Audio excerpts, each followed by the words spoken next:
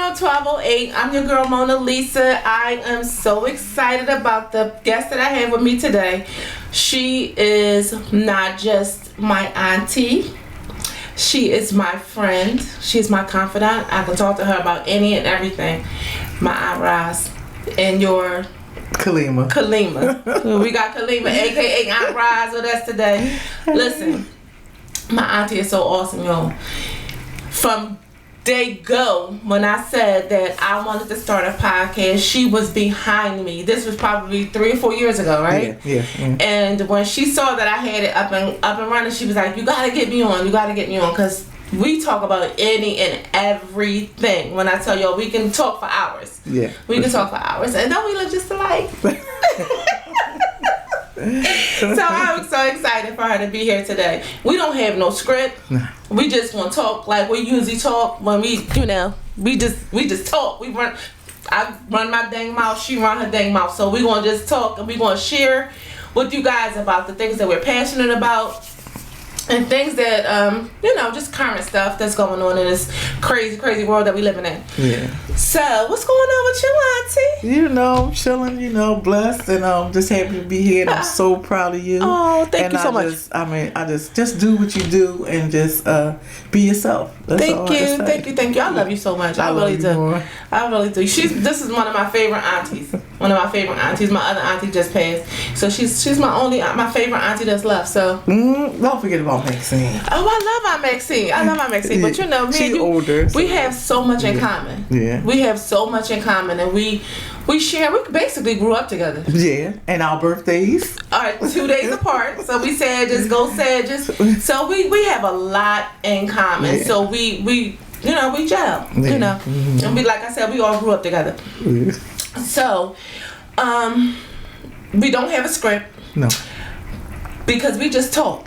Yeah. And we always have interesting things to talk about. In-depth conversations. Yes. Mm-hmm. In-depth conversations. Stuff that people need to hear. Yeah. So that's why I brought you on, because it don't need to just be shared between us. We need to, because somebody needs to hear it. All the time. Somebody needs to hear it. Somebody's going to hear it on this podcast. Yes. Okay, so I was just looking at this show. I don't want to name the show because I ain't trying to be on cancel culture. I'm just getting started.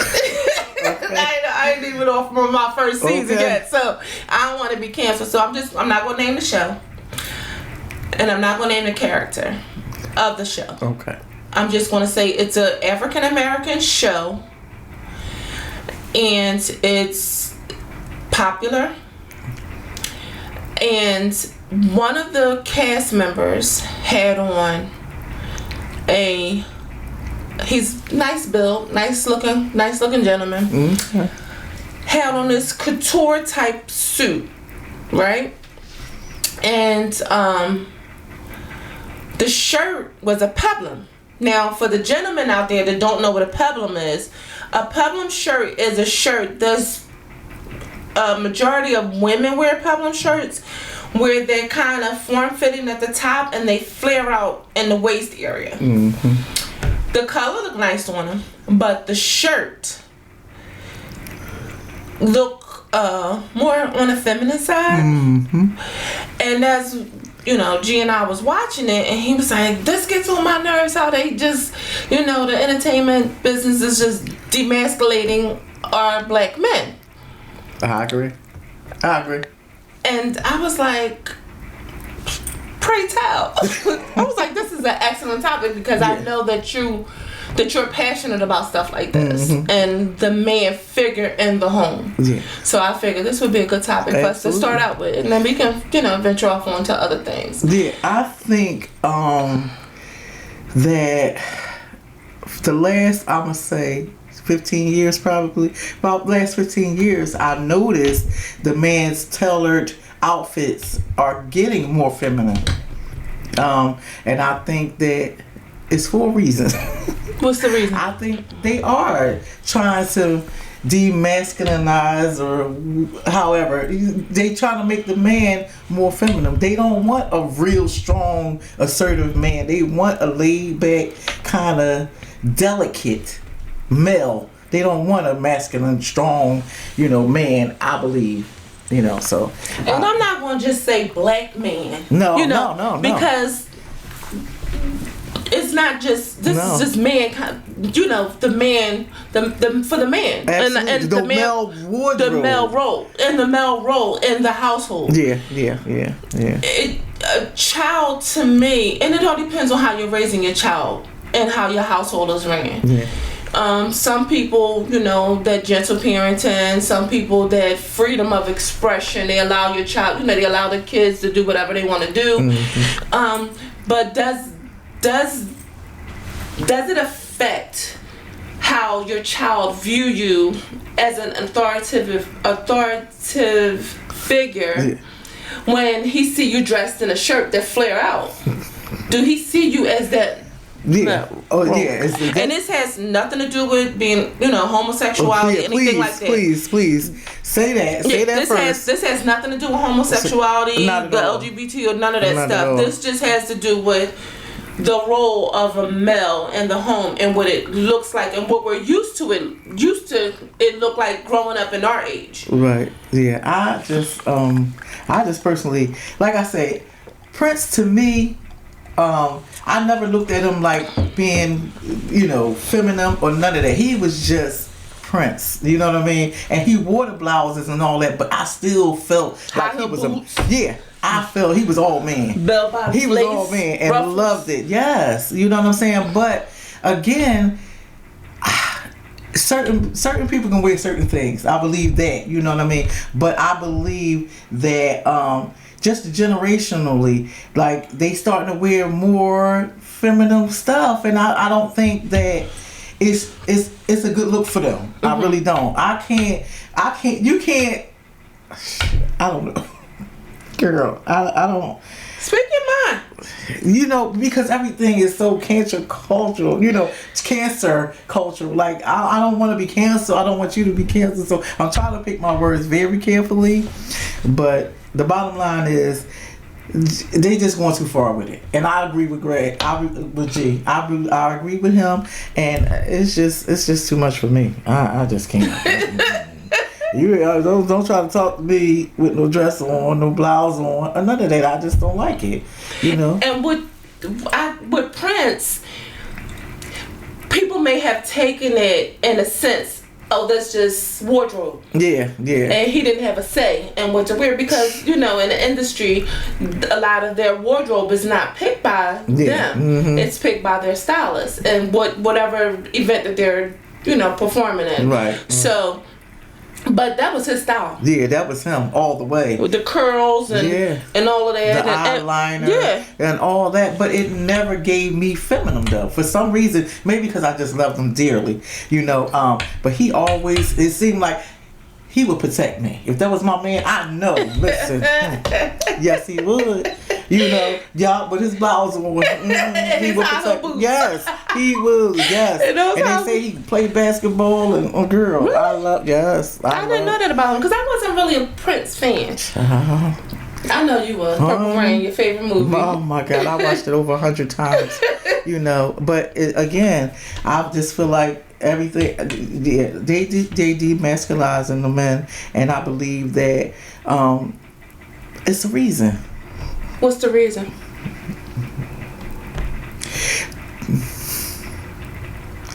I don't even, girl. We need you to spill your. Listen, come on. What's the reason? I'm not, because I don't want it to become racial. You know what I'm saying? I don't want it to become racial. I don't think it's a race thing. I think it's a.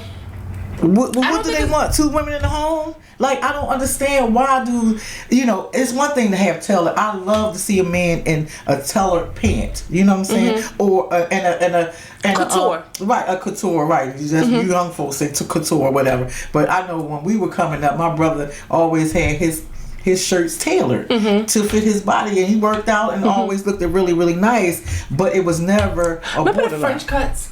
Yes. Those were the first. That was the first couture type of pants. Yeah. Back then, because they were kind kind of tight up top. Yeah, exactly. But they flared more at the bottom, right below the knee. No pockets. They just had a little pocket at the top. And what was the name of those the pants that Jackie husband Jerry used to wear? That Raphael slacks. Yes. They had the little slit pocket there, and I mean, it was form fitting couture, you know, but it never gave you know, feminine at all, you know. And I just believe a man should look like a man. Like, I really believe you could have pink is my favorite color, and a man can wear pink, but you know, to what degree? And I think a lot of what goes on today is, why should I be put into a box? Why should I? Maybe I like the way that dress look. Maybe I like the way this shirt looks. So why can't I wear it? Okay. Well, maybe I'm just old. It's just a lot of things are different today. Well, yeah, because women we wear pants because it's one time, you know, women did. I didn't wear pants until I was almost 30 years old. You see what I'm saying? So I'm not saying, you know, not wear. You know, man shouldn't wear this and shouldn't wear that. You wear whatever you want to wear. But come on. You know what? Now that you say that, you didn't wear pants. I didn't wear pants until I was 30 years old. Because I remember you always having on a nice denim skirt. Yeah, because I felt like I had too much junk in my trunk. You wanted to see it. No, I didn't. I didn't want to see it. This is before she became Kaleemah. Yes. But I was always modest in my dress. Right. You know. That's true. Yeah. I know you didn't have no mini skirt. It always came a little bit below your knee. Exactly. Might have had a little split. Yeah, a little. Might have a little split. I never seen your cleavage or any of that stuff. I had really big boobs, you know. So, and I always covered up and said stuff like that. I just didn't want to appear to be meat on a plate for nobody. You're not going to have free access to my body. No free looks. I know that's not right. For me. Yeah. Yeah. So I don't know. You know. So I guess to each in his own. And like, even though the shirt that the man had on, it did look nice. It looked nice on him because of his physique. Right. But it was along the lines of more something that I would wear as a female. And when do people say no? They don't. You can't be bought. Yeah. It's everything is with a price. Yeah. But what is it? You know, like, you know, everything is with a price. So the first thing came to my mind is, what would your son? I mean, how would your son feel when you coming to homecoming, a school event, or something like that? You know what I'm saying? Like, in this day and age, you probably be sitting next to somebody that's got on a different color. Same outfit, a different color. Yeah, I just never follow trends myself. I never really it's all about that freedom of expression. You know, doing whatever you want to do, whatever you feel like doing. But when you think about, like, I think people just think about right now. They don't think about the long term, the effect that it could possibly have on your child. Right. You know what I'm saying? How you know what your child feel like, you know? And maybe that's probably why these kids are acting crazy like they are, because of the things that, you know. I already said they angry. They angry about something. They angry about a lot. Yeah, and that's a whole nother subject. Oh, we gonna talk about that. Oh, okay. Well, let's get with it, because that's my passion is children. I really, really love children, and I would like to start like a nonprofit organization and just giving them a voice. And, you know, because I think a lot of them are angry. You know, and I feel like when I was broke, I was mad all the time too. I was mad. I was angry, you know, and you can't buy the things you want. You see your friends with stuff, you know, you angry, your mom, or you go home and mom and dad tell you, no, you can't have these things. But my friend got X, Y, and Z, the Jordans, whatever, and I can't have it. What do you think they're going to do? They're not going to say, oh, let me get a job, let me save up, or let me do these things, you know, because they promoting so much, you know, stuff. So do you think the hip hop community has a lot to do with that, because they so flashy, and these young guys, they look up to them. They look up to them more so than they look up to the people in their household. Yeah. So when they look up to them and they see them having all of this stuff, and they want it. They want it. And I feel like the hip hop community is not saying how the road that they took to get where they are. They're not showing the hustle. They're just showing the blow up. Because when they see them, it's like they overnight success, and it's not. Yeah. And it's not. Yeah. Yeah. I mean, I believe that is true. But again, they're angry and they need to be heard. I really believe that they would talk. All the children talk to me. Like, I take my time out. If I'm going in the store and I see children, I'll make it my business. Hey, how are you doing? How was your day? You know, you okay? You know, I remember going into Dunkin' Donuts the other day, and the manager was getting on one of the workers, and he appeared to be like 18, between 18 and 20, and she was fussing him out in front of me, and I'm like, wait a minute, I'm a grandmother, that could be my grandchild, you know. I said it took a lot of heart for him to come and work in Dunkin' Donuts, you know what I mean? Don't deter him so fast, you know. So when he waited on me, and I paid with my credit card, and then I was looking for some change because I seen the little tip jar right there, so I took and I grabbed a $20 bill and I just handed it to him. He said, word. I was like, this is for you. I said, I want you to work hard so you can get your own business, so you won't have to be, you know, talked to in that manner. Degraded. Exactly. So, you know, so as I'm standing over to the side waiting for my avocado toast, which is my favorite, she walked past and I said, excuse me, can I say something to you for a minute? She was like, yes, you know, an Asian woman. And I said, well, next time you know, need to reprimand him, pull him to the side. I said, because that wasn't nice, you know. I said, because he could have got angry at you, said something or did something that he would regret, you know, and you would have been provoking him, you know what I mean? I said, so that wasn't nice. She said, thank you. I said, yeah, sure, anytime, you know. And then a lot of these young guys and girls, it's not just, you know, because there's some women out here, they rougher than the men. Go toe to toe with a man anytime. Right. They don't have someone to talk to them in that way. They all they hear is screaming. All they hear is hollering. Right. You better do this and you better do that. That's all they know. So that's all they want to respond to. So if you come at them in a polite way, they'll look like this first, then they'll see, you know, you being genuine. No, kids are people too. Young folks are human, and that's how I treat them, you know. And if I see, you know, a young person and I see him with an attitude or something like that, I won't say nothing to him. But you can kind of tell who you could, you know, who you can converse with and who you can't, you know. So I don't put myself in harm's way in no kind of way. But sometimes they need that pat on the back, like, you're doing a good job. I remember being in ShopRite, leaving the ShopRite in Philly, and there was this boy who he looked like one of those, you know, when you look at him physically, he looked like one of those kids that, you know, just a regular teenager. He could have been out there, he was getting all the carts together. Nice looking boy, and he looked like probably like 16, 17. And he was pushing all the carts, and he looked like he was kind of enjoying it. Like, he was having fun. You know, he had his little headphones on or whatever.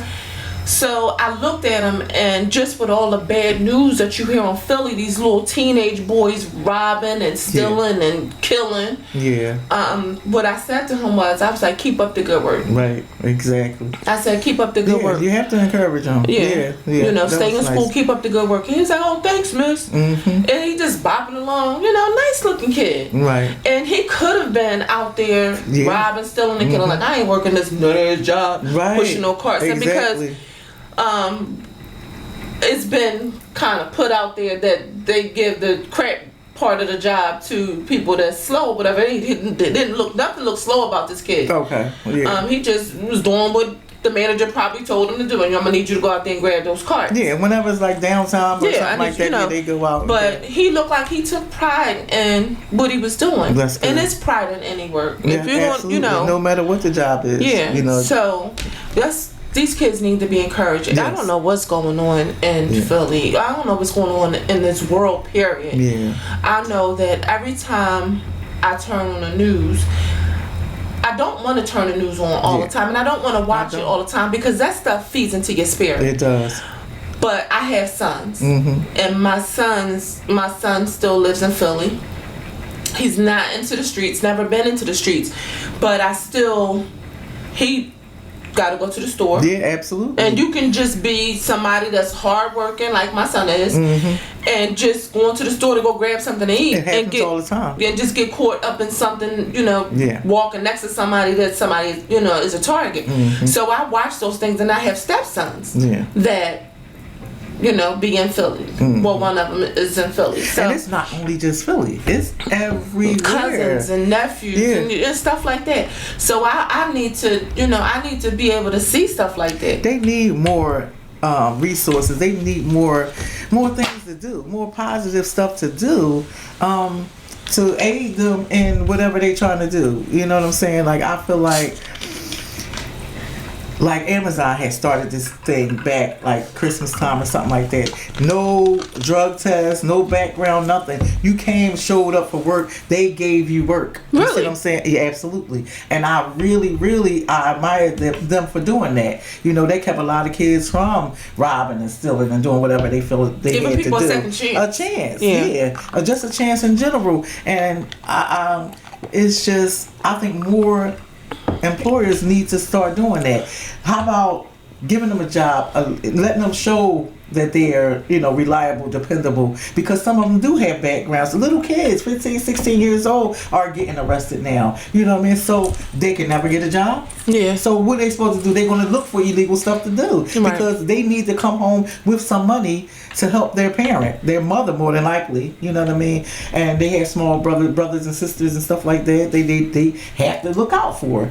So give them a job. Let them get a job and show them. Do the random drug test or whatever you need to do, but let them start off somewhere. You know what I mean? So I think there's a lot of guys in the game, not the drug game. They may be in whatever kind of business that they started. Yeah. They look out for their peers. Yeah. The people who they grew up with and the people who they know that's in their age bracket. But what are you giving to the people that's your kids' age? Like, what are you giving back to the community? Right. A turkey every Thanksgiving ain't cutting it. It's because you might be giving a turkey to somebody who might not even have a stove, or their gas might be cut off. What they gonna do with the turkey? Okay, sell it. So hey, I got this good turkey, but got some giblets or something. And it's unfortunate, but you're absolutely right. Just like Daryl Schuler, brother Marty, he has something with the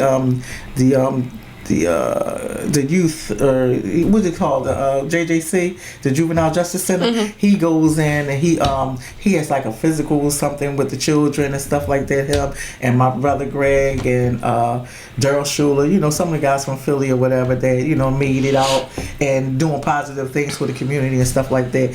They starting a little stuff, and that's good. Yeah, you know what I mean. So I'm thinking now the older brothers, that's in their 50s now, they reaching there because they got nephews now that's getting in the system and getting into trouble and things like that. They like, wait a minute, I can help out. I can, they need to see they was in the streets and then they got out the streets and now they successful, and they doing really well for themselves. And you got to start somewhere. You got to really reach back and really. What I don't see anymore? Remember when we used to live in North Philly and we would see the station wagon driving with the casket on top and the man with the megaphone? Reminding you. Yes, we don't see that anymore. So I think a lot of the old school stuff has died. And it needs to come back. Somebody needs to do it. In North Philly, I'm going to say North Philly because when I'm driving through North Philly, sometimes I notice it. And I notice it more so in North Philly than in West Philly and in South Philly and any other part of the city. There's a church basically on every corner. There may be two churches on one block. Yeah. All of these pastors all over the city of Philadelphia, Germantown, Logan, Mount Airy, Philadelphia, West Philly, North Philly, South Philly, Southwest. Like, y'all need to come together and get out on the streets and talk to these kids. Form something where you walking through the streets and and talking to these kids. Somebody will hear you. Yeah. I also believe that we should have a town hall meeting, and I really believe. Now you tell me. if you think this would be a good idea, you say from the age, I would say 9. From 9 to 24 years old, if you have, I was going to say male, but now I see the young girls 6. are really getting in trouble. 6. Like, no, I'm 6. talking about females now. No, 6 years old. 6 years old, okay. You need to go down to 6. Because if you remember, the last 2 incidents, 6-year-olds took the guns to school. To school, okay. So so let's say 6 years old to 24 years old, okay. Have a town hall meeting. You bring your sons and your daughters, whomever you taking care of. You know, it don't have to be necessarily your child, whoever that's in your household. You have to bring them. If you don't bring them to this town hall meeting, you're going to be fined. They can put the dollar amount on there, whatever you know they see is sufficient enough. But bring them there and ask them, who is better? Who can tell me better than me? What's wrong? Oh, how can you help me? How can you help me? Yeah, I can tell you how. I know they need conflict resolution, number 1.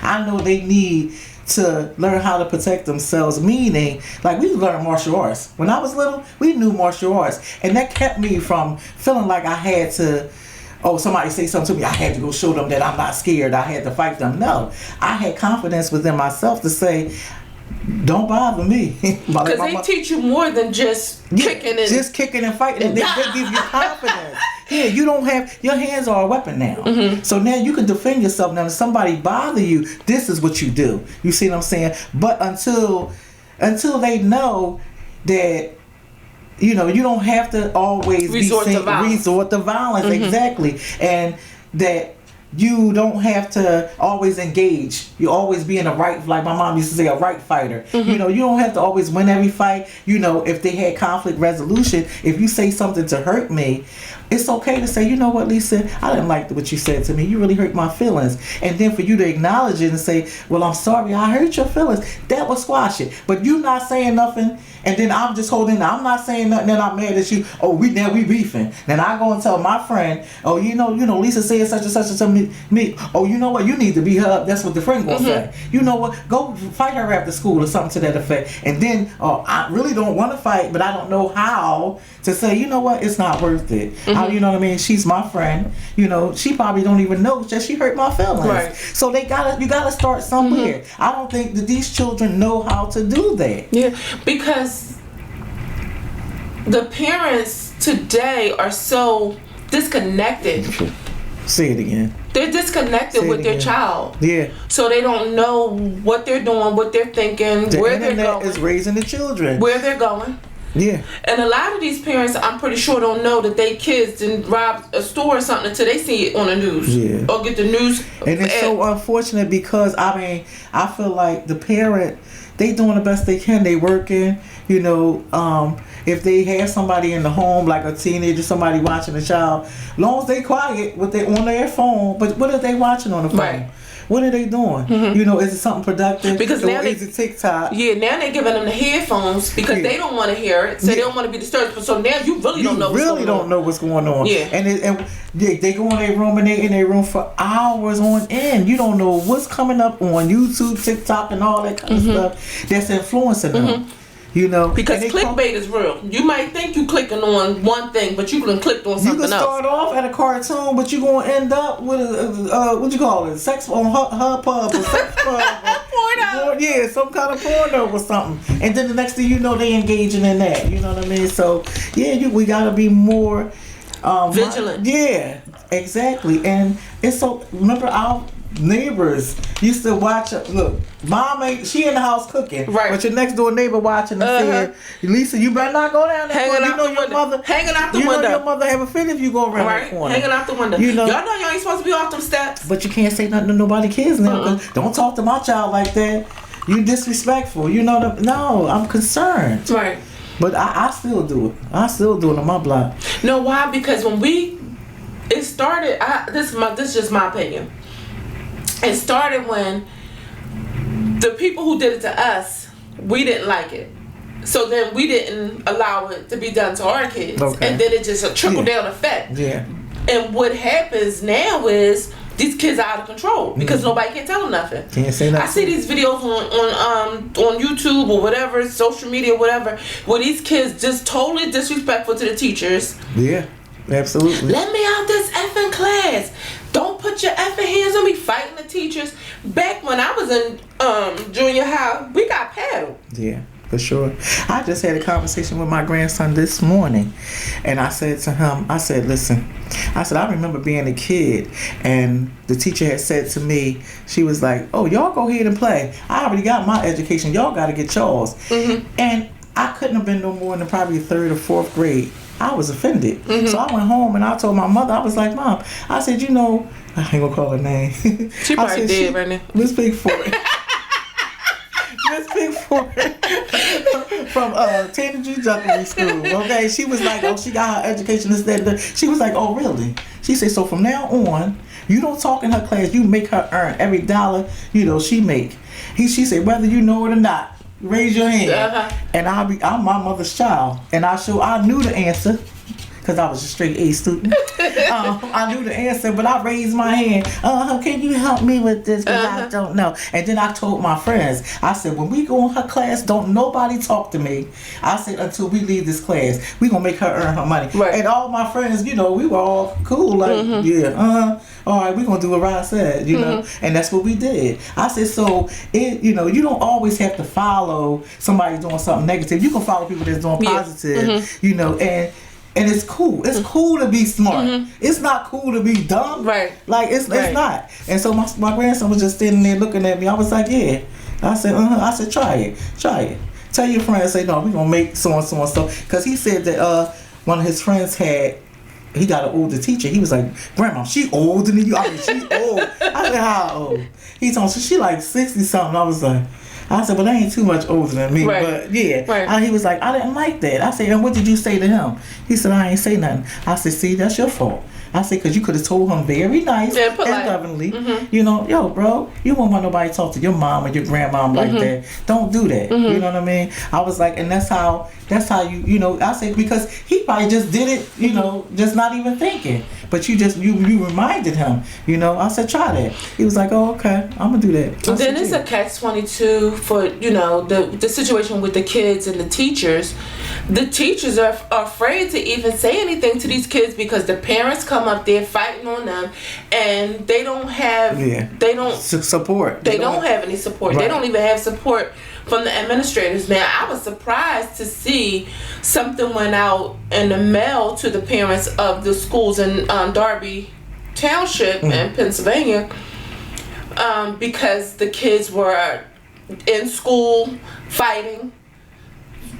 Maybe 5-6 fights a day, or fighting outside the school. Kids got stabbed or something outside the McDonald's, and the superintendent sent a note home to the parents, telling them, y'all, you know, talk to your kids. Yeah, like they need. Like the lady said, get your kids. Yeah, like you gotta. They need help. Yeah, they're saying that they need help. They can't do it, and you gotta help your kids because the kids are in school more than they are with you. Yeah, absolutely. Yeah. So by the time they get home, it's time for them to eat dinner. If you one of those kind of parents, homework.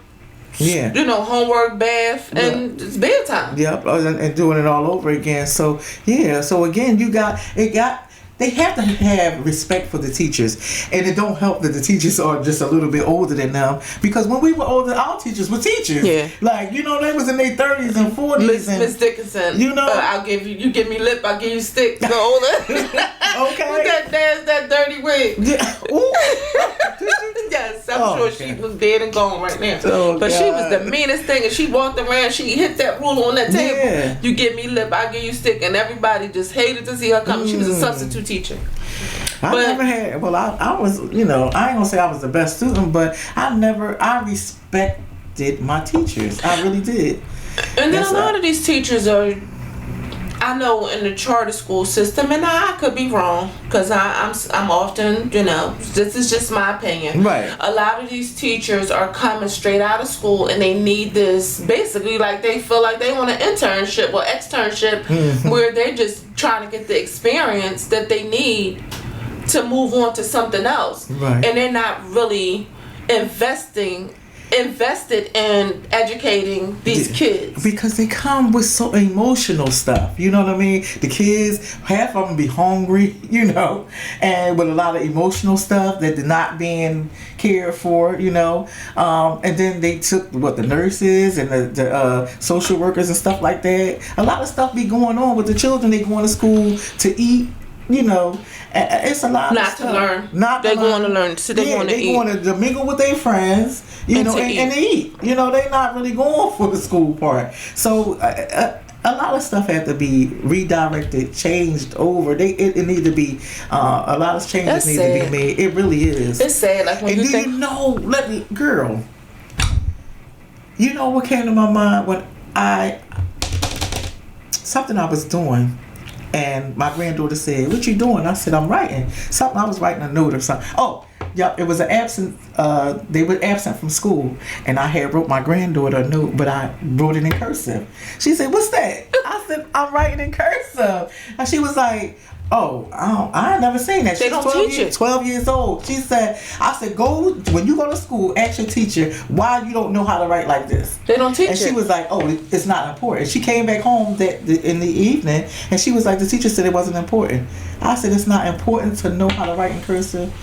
I said, "Do you know the Constitution is written in cursive?"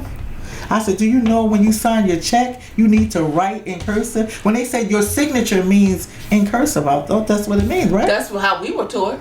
But now your signature can be whatever you print, whatever you desire it to be. It could just be a letter check, and a dot. Like it could be a star.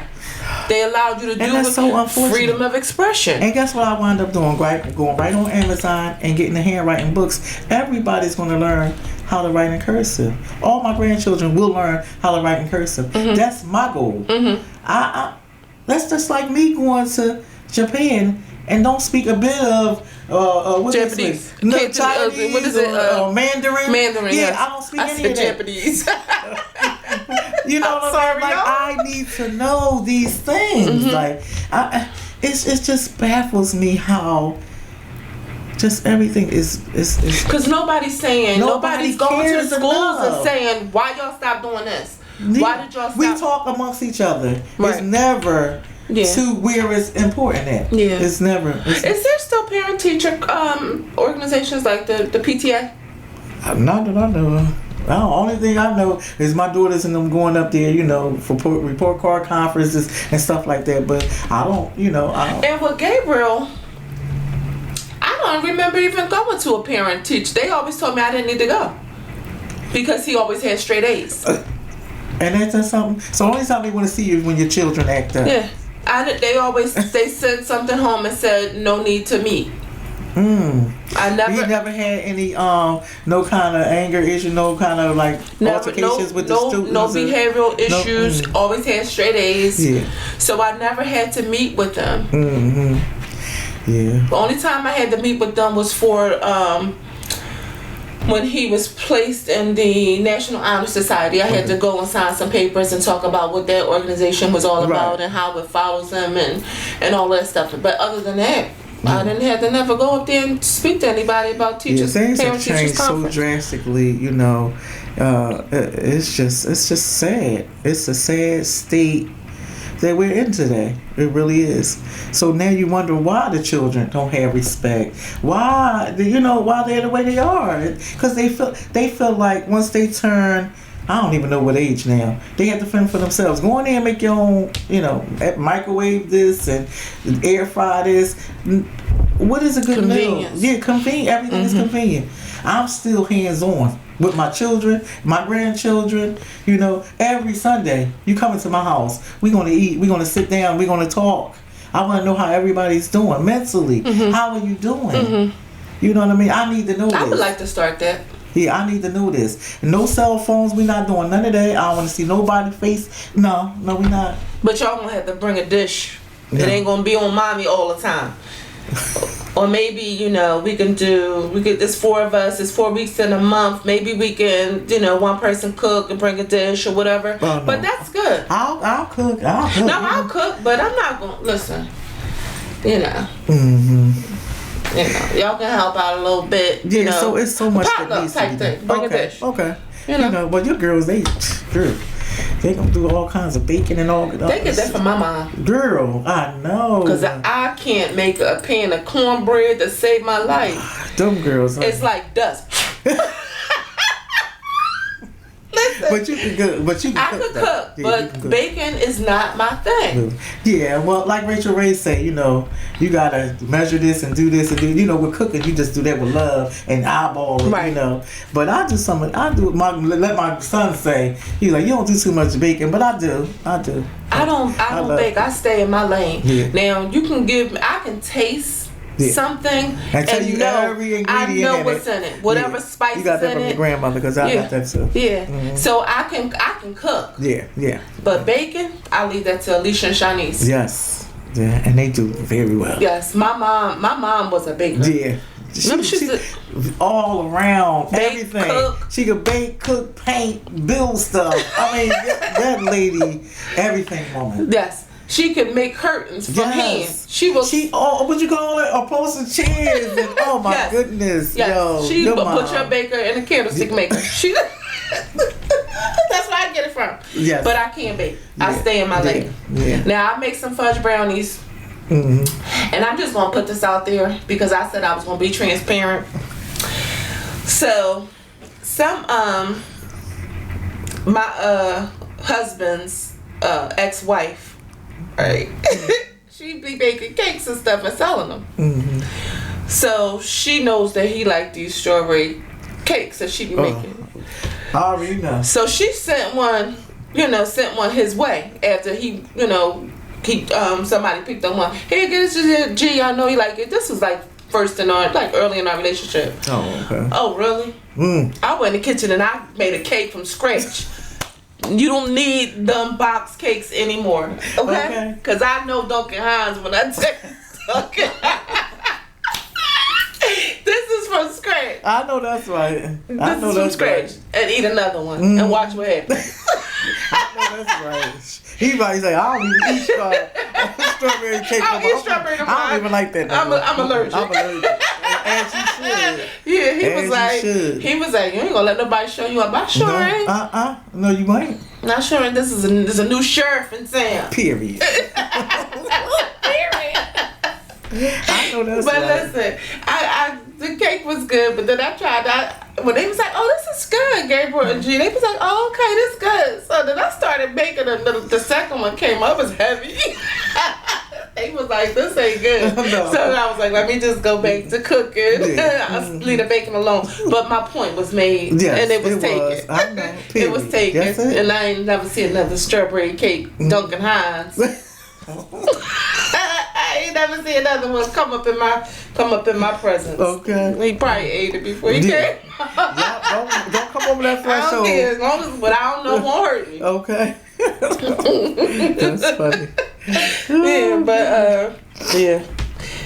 Child, I don't know. I feel for these kids today. I really do. I really feel for these kids. They have no guidance, and maybe they doing the stuff that they doing because they have this mindset. They're not being disciplined at home. Yeah. So I can do it. As long as I don't get caught by the authorities, then I'm good because I know I ain't gonna get disciplined at home. True. Yeah, I don't know what it is and what it's gonna take. Only thing I know is I want to have patience with every child that I come in contact with, and just try to, show them some love. That's all. That's what I would like to do. But I definitely want to look into some kind of mentoring, something like that. And I think a lot of these corporations that sit deep in the midst of these African American communities, they don't give back. They just pushing out the community, building all these dorms and all of this stuff. Yeah. I don't remember seeing any of these organizations. What happened to the Big Brothers Association? They still around? The Boys and Girls Club. Yeah, but I'm talking about. Remember POW? Yeah. POW Athletic League. I don't even think they have many of those anymore. But I'm saying at the time, I don't think that you could just pick up the phone and say, listen, I'm having trouble with my teenage son or daughter. Well, now there is. Do they have to go through DHS? You know what I'm saying? Well, they do. You just got to reach out to them. Mm-hmm. Yeah, because trying to leave them to raise themselves. I did it with Rashawn. Okay. After they lost their father, mm-hmm. and he was trying to challenge me, and I went down to family court. Okay. And I said, listen, I'm a single mom. My son is, I drop him off at the front door at school. He go through the back door. I need help. Right. And they said, okay. They commended me to come and seek help, because a lot of people, they think that family court is just for when they come in to take a child. No, you can go down there and talk to them and tell them that you have a child. You're trying to save your child. That's basically what you're trying to do. Yeah. And they had they set me up with this program where he would go after school, and they would help them with their homework, and then they had events. They would go to different places after they got their homework done. It? Yeah, he did. Okay. So it was actually good for him, and because he was there with other kids who was probably going through the same thing he was going through, and he didn't know how to express what it was that he was feeling. Right, the grief and yeah. So I'm glad that I was able to get the help that I needed. Yeah, but a lot of parents they want to. Well, I'm not speaking for them, but I know personally, some people that. Like when the children can't speak at a certain age and stuff, instead of trying to get resources and help and stuff, they'll turn a blind eye to it. Because they don't want... It's like a reflection on them. Yeah, like something I did that my child can't talk. Right. You're doing a disservice by not getting them the help that they need at the young... As soon as you notice it... Yeah. Get them to help. Because the parent sees it. You know it. So, the dripperish, when they 1 and 2 or something like that, I used to tell my daughter, like, no, you the only one understand that, because grandma don't understand that, Now I'm talking beyond that. So I'm talking 3 years old and you're not completing sentences, small sentences and stuff like that. Yeah, reach out for... And and just because they may not be able to articulate their words don't mean that it's something wrong. Something wrong, no. Because, and I do know that a lot of young parents are afraid that they don't want their child to be labeled. Yeah. They don't want them to be labeled autistic or whatever. Right. So they avoid it. But just because they can't put their words together don't mean that they're autistic. Right. They just might need some help. Right, exactly. So get the child the stuff that they need. Right. As soon as possible, and watch them flourish. Yeah. Watch them flourish. Mm-hmm. I just it's just a different day and age. Yeah. A lot of just like technology, okay? So the way our parents were parented, they made adjustments and tweaks when they raised us. Right. We made adjustments and tweaks when we we have children of our own. But because, just like technology changes and it makes things easier. Yeah. And we learned that, microwavable age. Yeah. Mommy did it this way. Yeah. She took the long way around. This is a lot easier, but we still get to the same result. But without dropping and losing the fundamental things that you need to be productive. Exactly. Where's the love? Right. Teaching them to wash up and get dressed, and things like that, that's important. But teaching them to be a good human being, it takes a little bit more. Right. It takes verbalization, communication, you know what I mean? Spending time with the children. Patience. Talking to them. Yeah, I was in Walmart the other day, and the lady was checking me out, and she said, she was talking to one of her coworkers. She's like, yeah, because these kids is driving me crazy. And I said, I don't mean to be in your business. I said, how old is your child? So she said, 14. I said, just patience. Be patient. Be patient with them. I said, because they go through so much. That we don't know. Pressure. We don't know what's going on with them, but if you talk to them, just have patience. I said, I promise you that it's going to be different. Because I just remember when Rashawn was 13 and 14, and he was my first teenager, and I'm like, what is wrong with this kid? Like, he's really trying to take me through some changes.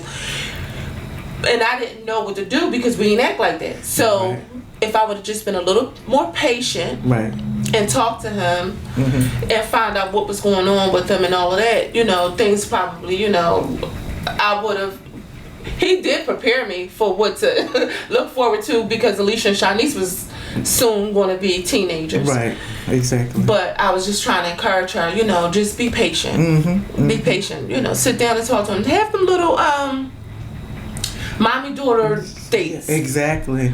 Yeah, because I think, once they start getting 12 and 13 years old, coming into, they trying to find themselves, and then they having peer pressure and the friends, and they trying to figure out who they are, and hormones jumping and all this kind of stuff. Like with my oldest daughter, she was laid back, always in the house, chilling. And she's still like that. I mean? She give her the phone, and then my daughter that's 3 years younger than her, she was a firecracker. So it's like when I punish Sade, I would say go outside. But when I punish Saida, I said you got to stay in the house, because Sade always stayed in the house. So I said no, get up and go outside and play. That was her punishment, to be outside, because she enjoyed being in the comfort of her room on her phone and writing and doing all kinds of stuff. And she's still like that. Still to this day. Yes. To this day. And they were so different. And Saida, bless her heart, she would love to be outside like her father. She loved to stay outside, but whenever she wouldn't listen and come in when I tell her to come in, stay in the house. You know what she told me one time? She said, "Mommy, beat me so I can go back outside." I'm not putting my hands on you, girl. If my mother said, if I gotta beat you, you need to learn this. I remember when Saida was little, and I don't know if it was Uncle Donald or if it was Uncle Greg. One of them said they saw Saida on a bike. She was going downtown or something? Yes.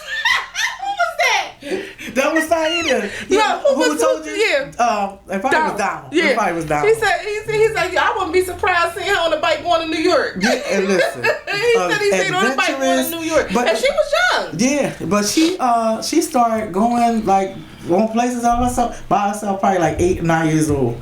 You know what I mean? But do you feel she's more independent than the other? I wouldn't say independent. Everybody has their own personalities. Like, I for children, Sade is Sade. You know what I mean? Like homegrown, she's just like me. You know what I mean? She nurtured everybody comes and talk to her, and she always trying to help people out in their situations and conversations and stuff like that. Older people, always older people. She loved like seniors and stuff like that.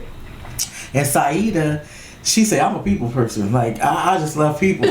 But she had a lot of things that she did like in school and stuff. She would only get in trouble because she was always defending her friends, helping her friends out and stuff. Every time she would get into a situation, it never was about Saida. It was always she defending somebody else. They wouldn't stand up for themselves. Don't bother my friend. And I'm looking back like, wait a minute, I was the same way. I said I always defended somebody that wouldn't speak up for themselves. I'm the first one right there. You know what I mean? So that's how she was. And I told her, I said, listen, you're going to be a wonderful adult if you can just, just hold on to, yourself. It's not being so emotional and jumping. Everything don't need a response. Everything, you don't need to be like that. And once she got like 17, she started calming down. And now she's fantastic. You know what I mean? She's a wonderful person, a wonderful mother. So they all, it's came into their own self, like, you know what I mean? Even though Shawty is like more of an introvert and stuff like that, but they all just wonderful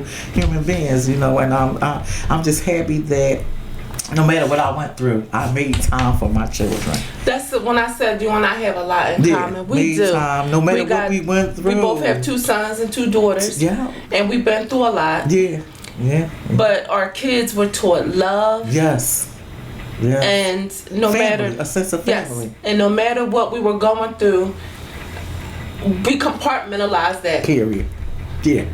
And didn't let it affect our parenting. Exactly. A lot of days, man, like I would be so just overwhelmed with just life and things and stuff like that. But I would go in the basement washing clothes, and and I would like turn on, this was before being a Muslim, I would turn on the slow jams, and this is how I would gather my feelings and things like that, because I know they're on their way home from school, and I gotta get it together. And so by the time they come through that door, it's nothing important, nothing exists in the world but my children. And we gonna sit down, we're gonna do homework, we're gonna talk about what happened, we're gonna eat a good meal, and Once they lay down, then I can get back to That's what's good. You could tell that you and I, Sagittarius, is like we show love through food. Ain't that something? Yeah.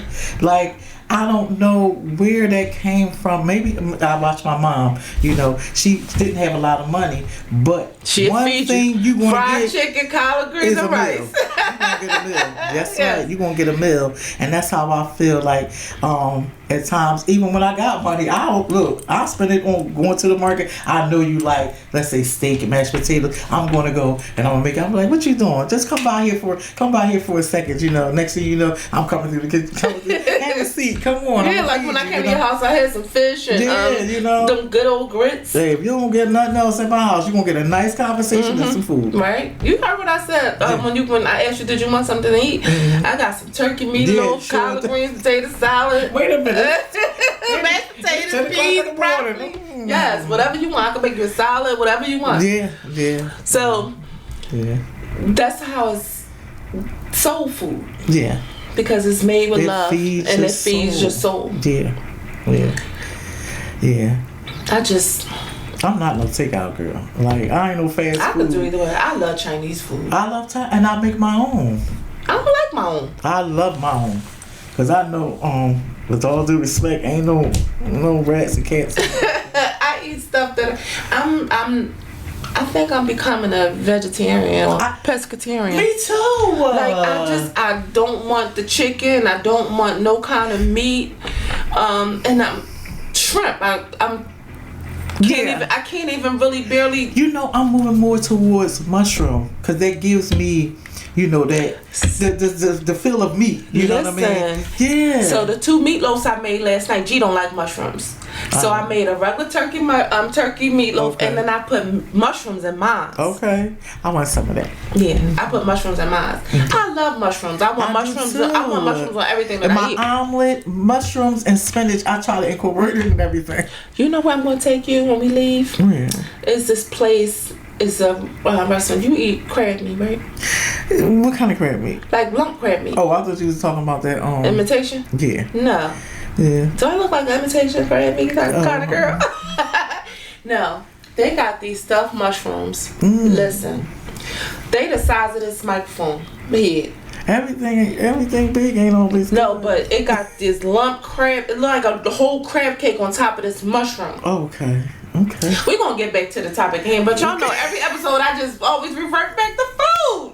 I'm a foodie. I love to eat. Yes. I love to eat. And I love to eat and cook too. Yeah. So, but I'll feed you. I'll take you if you want to go get some to eat. But we can go there. Okay, that sounds good. I mean, you can get whatever you want, but we're gonna spend the day together. Yeah, I'm gonna get the stuffed mushrooms because I had them the last time I was there. And then I'll try it, and then when you come by, I'll make it for us. Yeah, because I know I'm not gonna eat because I ate 2 of them. Okay. And I brought the rest home. But like Red Lobster, their little stuffed mushrooms, they like the size of a quarter. Okay. So I can eat all 3. But this, you gotta eat it with a knife and fork. Okay. That's how big it is. Oh wow! So that's portobello.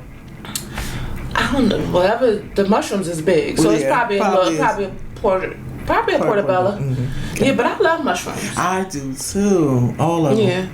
Yeah, I do too. Yeah, but a lot of these kids is missing the things that is meaningful. Sitting at the table. A lot of these parents don't even sit at the table with their kids. They feeding the kids, running around. Well, everybody goes off into their own rooms. Yeah, the kids running around eating, not sitting down at the table. That's eating. Probably why my grandchildren love coming to my house, because they know when we sitting at the table. Kids love discipline. They love structure. They love it. Yeah, they might appear, act like they don't, but they look forward because they know I'm going to the market. They're gonna have snacks when they come home from school. That's what my mother did. Mm-hmm. When we came home from school, we dropped our bags. We washed up, washed our hands and things like that. And then she would making dinner, but she always had something quick for us to eat. Right. And then we sat down, we did our homework, and then we watched TV. We changed our clothes, and if it was nice outside, we would go outside, and we spent some time together. Like it was. I remember as a kid. Like we had this, it was 4 of us, and then my mom and my dad. So we had the 6-seat table, right? And we all sat down at the table, mommy, daddy, and me and my siblings. And you had to eat your food. Yes, right. You don't get Kool-Aid wasn't. You don't get nothing to drink. No choice of meat either. Yeah, you ate what you got, or you didn't eat it all. And the Kool-Aid with the lemons in it, that was a treat. Yeah. So if you don't eat your food, you don't get no Kool-Aid. You know, my dad was a little crazy. So if you don't eat your food, you don't get no Kool-Aid. Right. Mm-hmm. And this is why I don't eat cereal to this day. I haven't had cereal since I was probably like 6 or 8 because they gave me Raisin Bran and my cereal got soggy and I couldn't get up. I was sitting in the armchair. I had the armchair. Okay. So they pushed it up to the table, so I'm stuck. I couldn't get out. And I couldn't slide back. I was like 6, 7 maybe. Mm-hmm. And I didn't have enough weight to scoop myself back, and my stomach was pressed on the table, so I'm stuck like Chuck. And I had one raisin in that bowl that I had to get through the rest of that raisin bread. I haven't had cereal since then. Wow. We could not get up from that table until our food was Yeah, you know. And a lot of people now, if they don't want to eat it all, they don't have to. Okay, make them eat it all, but give them less on a plate. Right. And then that way they're still eating all their food, but you're not allowing them to just get up and whatever, do whatever they want to do. And I'm not trying to tell people how to raise their kids, because you can raise your kids however you see fit, but a lot of things that has changed over the years, it's ruining the children, the families. The family, right. It's a breakdown. And communication is a breakdown, and discipline is a breakdown, and structure is a breakdown, and just being a all-rounded family. A lot of these kids raising themselves, and then I'm going to blame some of it on the way high prices. Yeah. Because now parents got to work 2 and 3 jobs just to be able to take care of their kids. Exactly. And if you out the home working, hustling, to be able to feed your family and have them in a position where you're not sending them to school dirty and stuff like that, having nice clothes, and you don't want them on a bus because you don't know if they're going to make it back home. So you want to have a car. You got to work these jobs. Like, and who's watching the children, and then you paying somebody a little bit older than them to watch them. They not monitoring what they're watching on their TV or their phones or whatever. So that's why I think the after school programs is needed. Essential. Yeah, I think it's very much needed, because they really need to be guided. They don't need to be left to fend for themselves. Yeah. They not. I wouldn't want a daycare center because I know there's a lot of work in that. But I wouldn't mind opening up like a recreation? After school. Ooh, okay. Like a before and after care. So, for the parents that got to be to work at 7 a.m. or 6 a.m. A safe place for them to be and to be supervised. So they're not late kids, Yeah, that would be nice. Yeah. And then that way after school, you give them a nice little breakfast in the morning so that they go to school with something on their stomach, because breakfast is the most important meal of the day. Say it to it gives you energy. Okay. That gives you the fuel that you need to get through the day. Well, I'm doing this thing now. My doctor, he just mentioned to me, he was like, he fasts. So he was like, okay.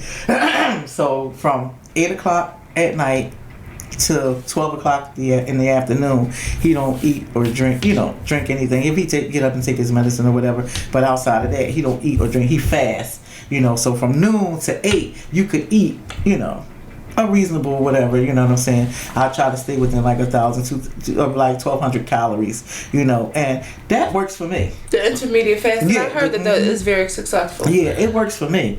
You know what I mean? And plus, I'm trying to lose a little weight. So. The food is not my problem. Yeah. I don't eat a lot of food. I don't eat a lot of food, but I love the iced coffee and peanut M&Ms and chips. The potato chips. I have not had any chips since Saturday, or no soda. Like Pepsi was my thing.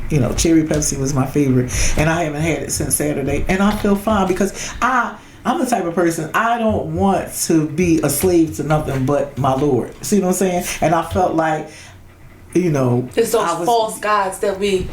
Okay, I'm like, I need a Pepsi. No, girl, you don't need no Pepsi. Listen, you don't need no M&Ms. I went 4 days with no chips, and then I went to the market, and I'm like, I I made some onion dip. Yeah, so I needed some chips. Okay. So I got the chips. And then I try to put the bag down. Yeah. But I can't. I love potato chips. I remember that was something that I picked up at a very young age when I would run to the store for people, and I would get the money to go to the for going to the store, and I would get those bags of chips. And I remember hearing my dad, "You're gonna be big as a tick." Listen. And that's something that I struggle with to this day. Yeah. And I mean, for me, like, because when I was a kid, I didn't eat eggs, So my mom used to be like, "Well, if you don't, I don't know what to tell you. Like, I ain't making home fries this morning or grits or whatever. It's not too many things you can eat for breakfast, So I say, give me a bag of chips, and I'm fine. And give me a piece of sausage or whatever that was. And that was my go-to, And it's been my go-to ever since, I gotta have chips. I gotta have the popcorn. And my mom, whenever she made a cold cut sandwich or something, cheesesteak, whatever, always gave us a side of chips, and that just became a part of me. So I'm divorced. I said, I'm divorcing y'all. I don't want to be married to y'all no more. Listen, I'm good. I think I don't want to divorce my potato chips. I'm just gonna learn to eat it in moderation. So you tell yourself. Yeah. Anything salty I want. And I know that it's not good. But you know what? It's not good my for therapist told me, she said, you have so much anxiety and stuff like that. She was like, that's why you like crunchy stuff, like pretzels, nuts, and all that kind of stuff, because it releases some of your, frustration or whatever. I was like, maybe you got a point there. I always have pickles, potato chips, popcorn. Yeah. You're a grazer. They call them a grazer. Yes. They kind of graze. Yeah, like I want. You don't really have to have a meal. You can just have a little bit of this. No. Yeah. There are plenty of times where I've had a bag of potato chips for breakfast. Yeah. And I was satisfied. Yeah. I enjoyed it. Yeah. That's and it filled me up. That's how. So I'm killing two birds with one stone. Exactly. Yeah, that's how. Yeah, I'm like that. Girl. It has no nutritional value. None at all. But I felt so satisfied. I know. Got me my coffee from Dunkin' Donuts with the cream and caramel. It seemed like it makes my belly feel confused or something. What you mean? Like gassy or bubbly or something like that. So I tell myself that the salt is helping my stomach because my stomach is always upset. Yeah. So I'm like, maybe if I eat something salty, it'll settle it. That's why I always got pickles. I always got chips. Okay. And I can see the pickles for the fermentation. They said that's good. Good for health. Bacteria. Yeah, the gut health or something like that. But the other chips, all that empty calories, I'm just trying to stay away from that. So I'm starting now to eat more mushrooms and like cucumbers. I like the English cucumbers. I try to nibble on those and stuff like that. So, yeah. You ever had kombucha? What is it made of? Kombucha is fermented. It's fermented tea. Oh no. And it's good for digestion because it's fermented. It has 200. I'm actually gonna give you some before you leave. Okay. It actually has a lot of bacteria, good bacteria, right? Like they say for like digestion, for good belly health. Okay. So I'll give you some before you leave. Okay. Yeah. I'm trying to do some things differently because I'll be 57 years old this year. You don't look it, girl. You don't look my body that. Yes. People say that. Yeah. Your knees be cracking when you go up the steps and stuff like that. And I'm like, I'm too cute to hurt like this. Yeah. But you don't look like you're about to be 57. So, yeah.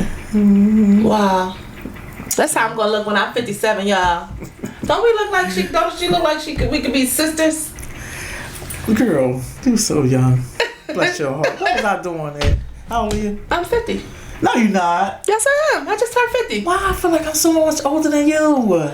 No, I told you we grew up together. But I feel when we was younger, I feel like I used to watch you and your sister. You did. When we were younger, it always seemed like you were a lot older when we were younger. But yeah, honestly, you're only 6 years older, 7 years older. Yeah. And I used to tell them, don't be looking at them. Don't be talking at them. Especially Laurie. Laurie. She had the splits on her shorts. Yes. She had that little switch. With her hair. Not me. I was playing football and climbing trees and fence and stuff like that. And playing in dirt, digging worms for Uncle Harold. Yes. I know, trying to get a couple. Look, I was trying to get a couple dollars. So always been a hustler. Always. Yes. Girl. Yes. I go in that backyard, get me a stick or a piece of bread, a popsicle stick. Yep. Dig up in there, get a little container. I'll cut off a soda bottle. Yep. Dig up in that ground, get some worms. Here, Uncle Harold, I just dug you some worms for when you go fishing. He'd pull out, give me $1. Yes. Bob was what, 5, 6? Yep, about that. Mm-hmm. I was always a hustler. I knock on the neighbor's door. You need something from the store? Sure would. Yes. Not Lori cute behind. Listen. I wanted some crabs. Some of Mr. Elroy, so I needed a couple dollars. Yes, indeed. Yes, I run to the store 50,000 times. You did. For people that was paying me. My mom would send me to the store. I used to get on my nerves. They try to keep the change. Give me my change. No, because I had to go to the store when we was young. On those days that we would get treated to like a cheesesteak or a hoagie, we didn't get once in a while. We didn't get a half a cheesesteak. We got a whole steak, or we got a whole hoagie. So when I went to the store, I had to go to the store at 7 and 8 and order 6 cheesesteaks, 6 hoagies, and I got a list that I'm reading off. Yeah. One got salt, pepper, ketchup, and mayonnaise. One got salt, pepper, ketchup, and fried onions. And I had to remember all this. So they reaching down off of that counter, and Jonesy's that was high to give me these, and I'm the little walking with them. And I said, "Where's Lori?" I'm gonna tell you what my mom said. I said, "Mom, why you always gotta send me to the store? Why you never send none of them? You think I trust them with my money?" I see her saying that. You think I trust them with my money? Wow. Yeah, but listen, child, those was the good old days. We gotta get back to that kind of life for our families because it was a lot of memories. Like I always revert back to my childhood. Yep, and always remembering something that they said that was valuable. You know what I mean? That you can relate to and be like, wow. And you saying that to your children and possibly your grandchildren. So, right. You know what I mean? But what do these kids have to mimic from their parents? I don't know how many memories they're going to actually have. So that's why I'm trying to make it important because my children, they all work, you know, and I'm making my business to try to get my grandchildren at least 2 times a month, the weekends, you know, on the weekends, and spend some quality time with them, and you know, and then on the Sundays, their moms, wherever they are, they come.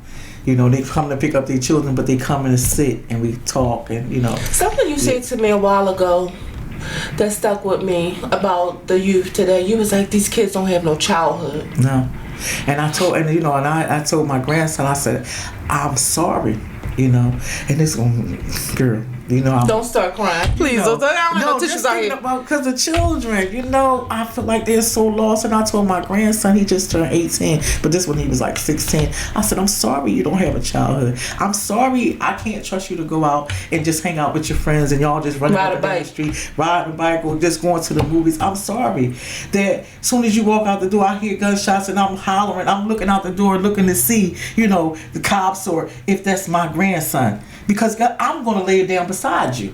You see what I'm saying? Like, it's not your fault. It's just the way the world is. You know, you have to let me know where you're going. I need to know what you got on from head to toe. You know, I can't be in my room and you switch up and put on black sneakers and right. I just seen you with neon green sneakers on. Right. Not today. You can't do that. Right. You know, and it's so unfortunate, but that's just the way it is. Right. It's the way it is. And man, I just feel I said when I started this podcast that we was gonna laugh, we was gonna we was gonna cry, and I don't have no tissues out here because she's a crybaby. I think I need to make sure I bring some tissues out here for the next. I know is soft-hearted and kind and loving and a crybaby. Yeah, yeah, I cry at the drop of a head. You know, that's because we're so passionate about people and life and the world. You know, and it's like. I feel helpless at times. You know, I want to hug all the children. I want to love on all of them. I want to be their grandmother, you know. I want to go to the prisons. I want to talk to the young children. It's so much I want to do. No, you still got time. You young. Oh, please. Tell me about it. Yeah. Yeah, absolutely. Well, whatever you need me to do, I'll be there with you. I'll listen. I want to go visit the children that's in DHS, that don't have nobody to visit with them.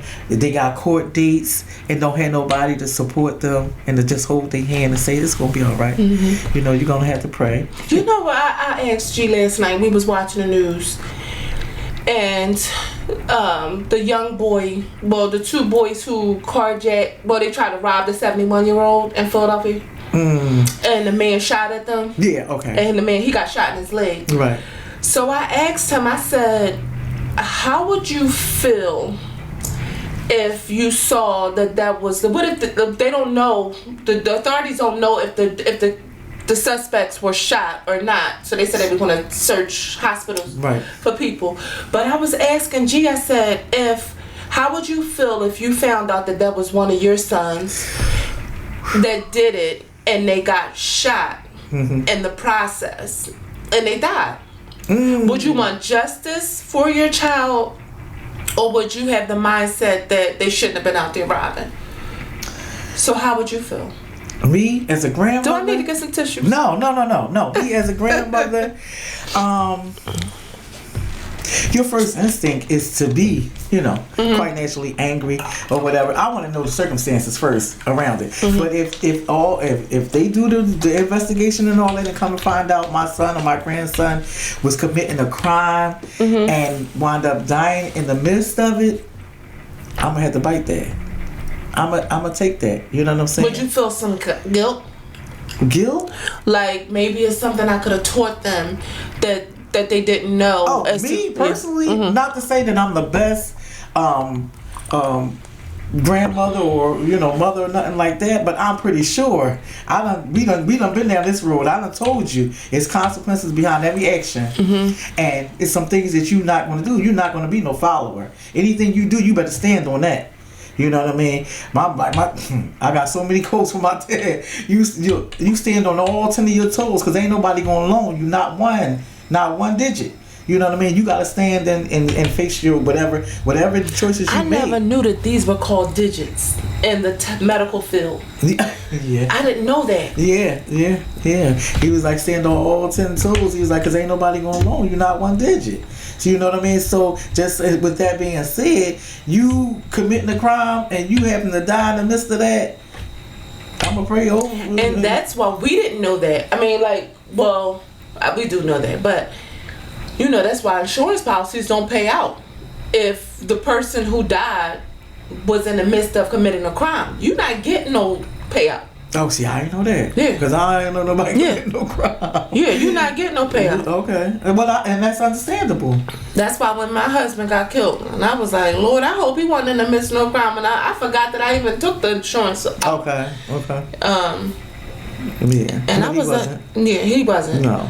But thank God. Yeah. But that was, I didn't know that though. Yeah. Yeah. Okay. So you commit suicide, you're not getting no payment. That's crazy. Because you took your own life. You caused your death. Yeah. It wasn't accidental. It wasn't natural causes or anything like that.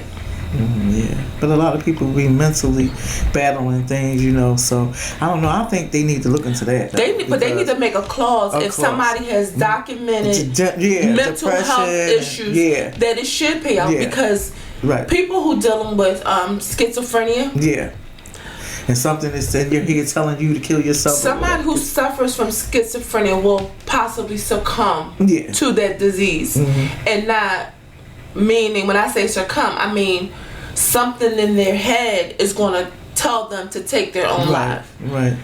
Yeah, because I remember a young boy, and he used to always talk to me or whatever. He was Muslim, and he used to say how the president and all these people was in his head talking to him or whatever. I was like, when you read the Quran, I was like, it's going to give you some peace or whatever. And he when I seen him, he said, yeah, it do help, And then unfortunately, he wound up taking his own life, jumped in front of the train. Really? Yeah. And that you talking about broke my heart, and it was crazy because I was in the house and I heard because they lived next door to me, and the sweetest kid you ever want to meet, and he was only 20, maybe no more than 22, and I heard his mother wailing, God. wailing, and I was like, that's not no cry. That's not no regular cry. And when I went to the door, she was handing me the phone, and I grabbed the phone. I was like, hello? And then he was like, this was Detective so-and-so and so-and-so. And so he was like, oh, was you looking for this person or whatever? And then he was like, something about his tattoo on his arm. And I'm like, all happy. And I'm like, yeah, that's him. He was like, oh, we have his, his body or whatever. And he jumped in front of the train or whatever. Oh, Lord. And you're talking about somebody hurt, and I hurt so bad for that lady. The sweetest lady. And these are your current neighbors? No. This was years ago. Okay. This was years ago. And the sweetest lady, I seen her probably like a couple of weeks ago. And a little Filipino lady. And I picked her up and I was just hugging her, and she was so happy to see me. That was the first time I seen her in probably like 15 years. Wow. That mental illness is really real, Well, the good thing is more people are talking about it. Yeah, for sure. More people are talking about it, and they should. Yeah. Because even though we might not be clinically diagnosed with mental illness, we all go through some bouts of anxiety. Yeah. We feel overwhelmed about just life. Yeah. To where we feel like this is too much. Yeah. And that's why, not to bring religion or nothing like that into it, but I feel like without having a spiritual foundation, I would love to talk to like an atheist or somebody that didn't believe in God or like who do you turn to? Who do you turn to? Because when I'm stressed out, happy, sad, whatever, I turn to my Lord, and it's such a outlet, a relief. And I feel like, okay, I can do this. And so it's gonna be okay. Yeah. And he won't never let you down. Never. I was just telling Gabriel, I was dropping him off at work the other day, and I said, when I go through those moments where I don't have anybody to talk to, I have a couple people that I feel I can talk to, but then it's like I don't want to burden them with what I'm going through. Right. So I feel it's better to go in the bathroom. Yeah. Close the door and talk to God. That's right. And leave it right there. It's an instant relief. When I walk out, I feel like a burden has lifted. Yeah. Almost like you floating. I done lost about 3 pounds. I be carrying a lot. So sometimes I lost maybe 7. Okay. But and it's not because I did something on the toilet while I'm in the bathroom. It's just I'm in there praying. That's my prayer closet. I don't have an official prayer closet. We can't. With Muslims, we don't. They say all the evil jinns, come to the bathroom. So that's where I feel the most guilt at. That's where in the bathroom. Yeah. When I go in the bathroom, I'm thinking about me not being married and stuff. Now like. I'm lonelier. I feel like, oh man, really? I really feel like a sense of sadness. So that's why we say something before we go to the bathroom and when we come out of the bathroom, because the evil jinns and stuff like that be in the bathroom for us. You know what I mean? So I just say that to say I'm happier when I pray. Sometimes I'll be like this. The prayer ain't in yet. I need to talk more. I need to make. Wait a minute. I'm going to make 2. See, I go to the bathroom because that's the place where people usually leave you alone.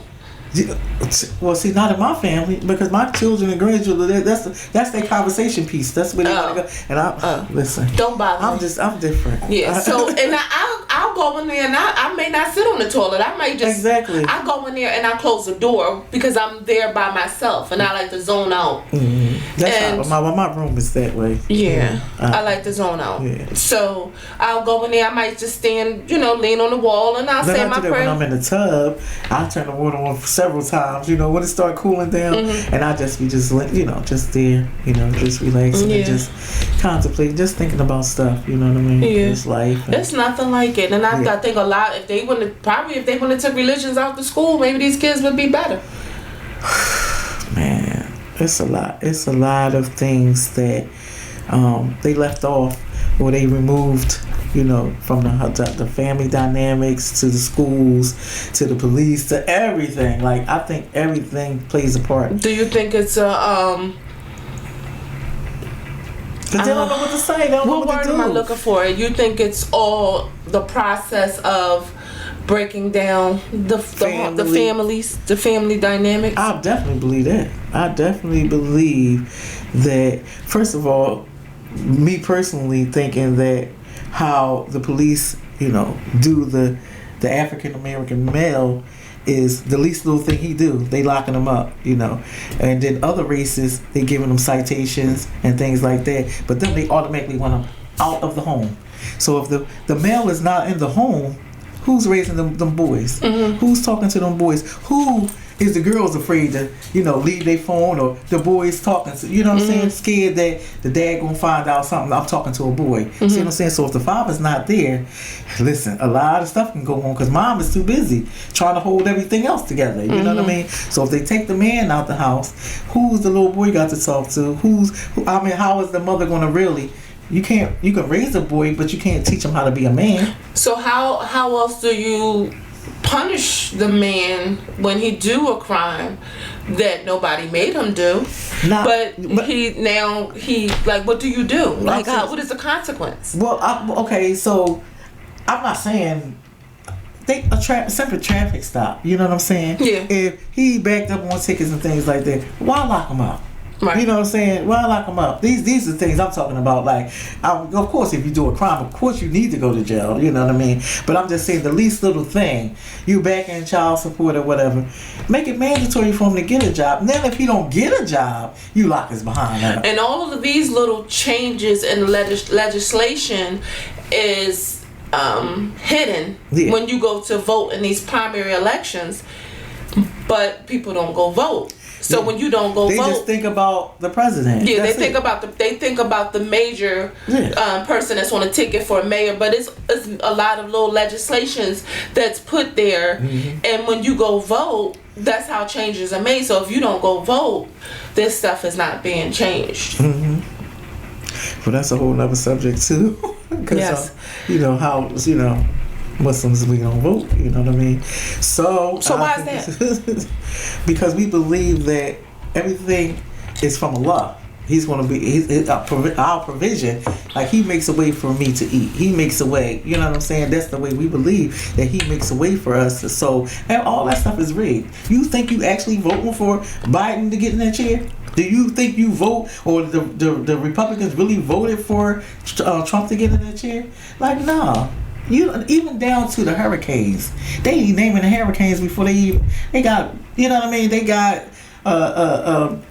organizations and things of this nature. Like, oh, come on, all that stuff is already ordained. I don't get into all that. After this last presidential election with Biden, I think I got caught up in the hype with not getting, for Trump to be back in office. He don't even like black people. Who? Biden. But the thing is, I don't see any changes in none of them. And Barack Obama, like, what did he? I'm gonna be honest. The last time I seen changes in my paycheck from tax cuts was when George Bush the son was in office. We would get these, and you know how long ago that was. Right. We would get these little notes in our pay, because that was back when they was giving out the pay stubs before they went digital. Right. They would, even though you would get direct deposits, you would still get your physical stuff. Exactly. And it would be a note attached on the front of your envelope. You may see increase in your pay because of tax code, whatever was changed. And that was the last time, and I've seen several of those during his presidential tenure. I didn't see that with Obama. I didn't see it with Donald Trump. Now, Donald Trump did, do the stimulus, and everybody took advantage of that. Right. But Biden, I haven't seen any tax cuts that affected my paycheck. My paycheck is still, and my bills are still okay. So I feel like Florida and James. I want to feel like Weezy and George. Okay. But it's coming. It's coming. I can feel it. Yeah. It's coming. But I want to feel like Weezy and George. I want to be moving on up. To the east side. Yeah. But I'm like Florida and James. Scratching and surviving. Did you know that was what you call? What's the lady name? So on the Jeffersons, it's That's Walona singing. Yes. The theme song. Did y'all know that? Both of them. Really? Yeah. Did y'all know that? Yeah. Those are my go-to. Me too. My go-to shows. You can find it, and I'm not promoting TV One because my cable bill is astronomical. It doesn't make no sense that a cable bill. I remember when Wade Cablevision came out, the bills used to be like $40 a month. I have one box. I have the internet and a phone that's in the basement that I never use. Okay. Over $200 a month for cable. Yeah. And they show the same thing over and over again. And the only thing I'm not gonna complain about with the cable showing over and over again is on TV One on the weekends. They play all day, maybe Good Times or the Jeffersons or what's happening. And I always, G always said, all you do is look at these old shows. That's why you stuck. No, I'm stuck in a time where time was good. Yeah. When those shows came out, life was good for us because we were younger and family dynamics was good. Yeah, absolutely. And for those who like to hate on James Evans, I loved it. Listen, James Evans was a hard-working man. They didn't get no food stamps. No.